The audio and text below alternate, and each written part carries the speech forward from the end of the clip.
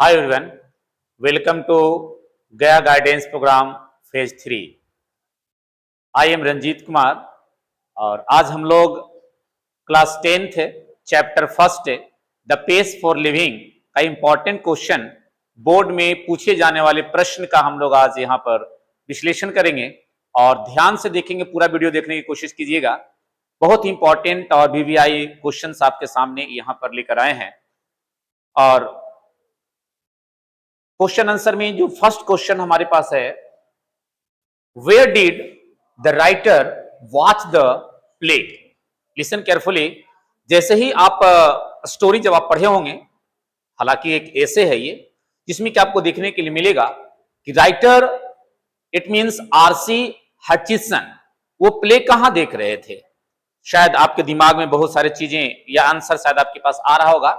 आप इसको लिखने की कोशिश करेंगे कि where did the writer watch the play, और द करेक्ट आंसर आपको एक विश्लेषण के रूप में यहां पर मिलेगा।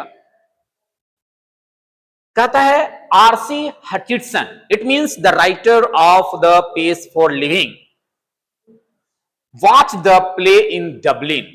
यहीं से स्टार्ट होता है पैराग्राफ, आप यहां देखे होंगे। It means the pace for living का राइटर है आरसी हचिसन, जो एक प्ले देख रहे थे, नाटक देख रहे थे। तो कहां देख रहे थे?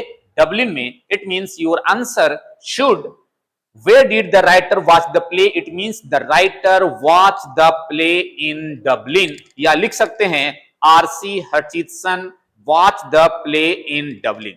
ओके, चलते हैं नेक्स्ट क्वेश्चन। कहता who was the chief character in the play। उस प्ले का जो चीफ कैरेक्टर कौन था, प्रमुख उसका चरित्र किसके ऊपर देखने के लिए मिलता है, कैरेक्टर कौन था। आप शायद मेमोराइज कर रहे होंगे, जो पीछे इस स्टोरी को पढ़े होंगे कि चीफ कैरेक्टर कौन था। तो कह सकते हैं कि the chief character in the play was an elderly cord merchant in a small Irish town.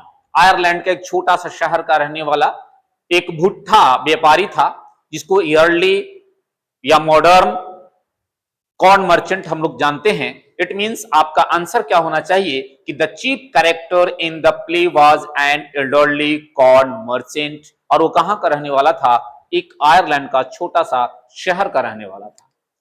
Next question आपके पास है, does the writer dislike rapid movement in the every field. क्या हर क्षेत्र में तेज रफ्तार से वो अपनी गति यानी कि चेंजिंग बदलाव वो देखना चाहते थे।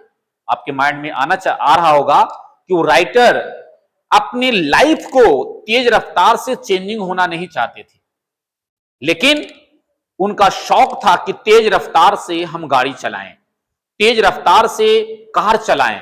लेकिन जो चेंजिंग हो रहा है लाइफ में, वो चेंजिंग इतना रैपिड ग्रोथ नहीं चाह रहा था, लेकिन गाड़ी चलाना स्पीड में चाह रहा था। क्लियर है? तो the writer, it means who was the writer of the pace for living, then your answer RC Hutchinson। it means the writer RC Hutchinson does not dislike rapid movement in the every field, he enjoys going in a car at 90 mile an hour। आपने देखा होगा और story में पढ़ा होगा कि life में इतना तेज रफ्तार से चेंजिंग नहीं चाहते थे, लेकिन उनका शौक था कि गाड़ी चलाएं तो तेज रफ्तार से चलाएं, यहां तक कि 90 मील प्रति घंटे की रफ्तार से मैं गाड़ी चलाऊं। शायद आपको याद होगा। और उन्होंने यह भी बोला कि वो मेरी गाड़ी ना हो। इतना ही नहीं, हम लोग डिनर शाम में डिनर लंदन में करें, और जो लंच, जो अगला लंच हो वो हम न्यूयॉर्क में करें। यानी कितना रफ्तार से बदलाव चाह रहे थे, लेकिन अपने लाइफ में चेंजिंग नहीं चाह रहे थे। क्लियर है? यही कंट्राडिक्शन इस स्टोरी में देखने के लिए मिलेगा। कहता है in which situation does RC Hutchison find himself in the cinema. जो वो दोनों हस्बैंड वाइफ दोनों सिनेमा देखने के लिए गए थे, तो किस प्रकार का सिचुएशन उसके दिमाग में आया था। मैं यहां पर फिर से रिपीट कर देना चाहता हूं। वो जो चेंजिंग, जो सिनेमा में बार बार जो सीन चेंज हो रहा था, थोड़ा सा स्टोरी मिनट मिनट चेंज हो रहा था, वो सीन को और पूरे स्टोरी को इतना जल्दी चेंज होना नहीं चाह रहे थे, क्योंकि इतना जल्दी उसके दिमाग में वो बातें नहीं आ रही थी।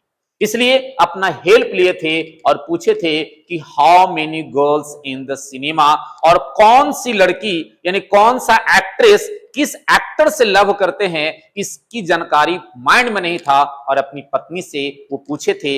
इस सीन को आप याद कीजिए। इसलिए यहां से क्वेश्चन आया है, in which situation does RC Hutchison find himself in the cinema, और इसको आप आंसर के रूप में यहां पर देखेंगे। कहता है when the writer goes to the cinema he finds himself in a hopeless situation.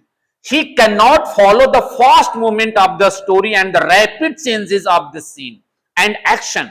जो इतना पल पल क्षण क्षण जो बदलाव हो रहा था सीन में, उसके माइंड में नहीं आ रहा था। That's why he has to seek his wife's help, और इसकी जानकारी अपनी पत्नी से उन्होंने लिया in order to keep up with the rapid movement of the plot.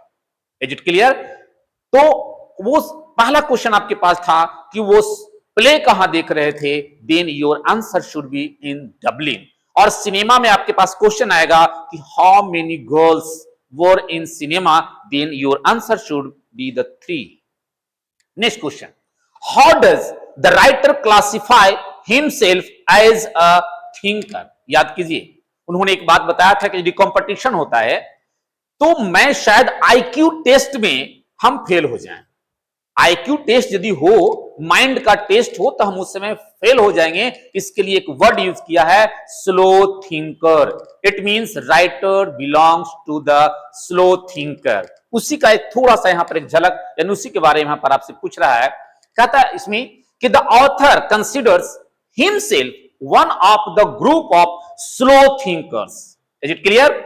He realized that he is among those who are granted to get the lowest scores in any IQ test. यदि दिमागी तरीके से दिमाग का यदि जांच किया जाए, दिमाग यानी कि लॉजिकल रीजनिंग की बात कहा जाए, आईक्यू टेस्ट किया जाए, तो मेरी सोच वहां पर सबसे पीछे रहेगी, यानी कि मैं बहुत देर से सोचने वाला व्यक्ति से बिलोंग करता हूं।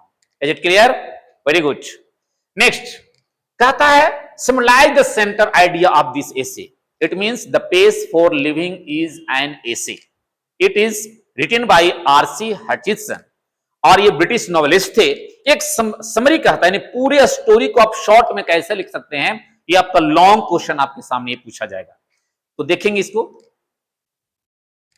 कहता है कि the essay talks about how fast paced modern life can be overwhelming for some people, especially those who can't keep up easily, like slow thinkers.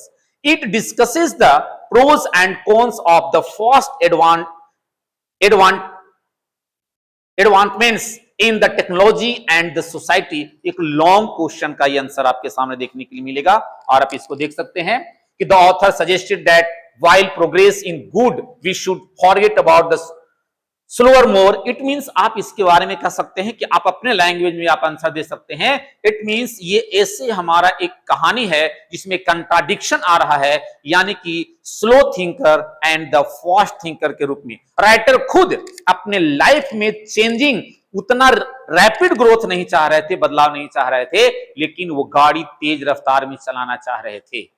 यानी कि इसी के आधार पर आप इसका आंसर दे सकते हैं, यानी मेन आइडिया, मेन कंसेप्ट क्या था, मेन थीम क्या था, इसके बारे में आपके सामने किया है। Who are taken to be slow thinkers. याद कीजिए, स्लो थिंकर्स कौन था? It means your answer should be the R C Hutchinson. It means the writer. Clear? How are the slow thinkers handicapped today. किस प्रकार से एक जो स्लो थिंकर होता है वो पंगु बन जाता है, इसके आइडिया को आप यहां पर एक्सप्लेन कीजिए। तो आजकल जो भाग दौड़ की जो दुनिया है, इस दुनिया में यदि वो धीरे धीरे सोचने वाला व्यक्ति यदि आ जाते हैं, तो ये तो कंफर्म है कि वो जितना रफ्तार से जो बदलाव आ रहा है, जो जल्दी जल्दी काम करने वाला व्यक्ति सक्सेस कर जाता है और धीरे धीरे काम करने वाला व्यक्ति वहां पर वो फेल्यूर के रूप में देखा जाता है। और इस प्रकार से आप इसका आंसर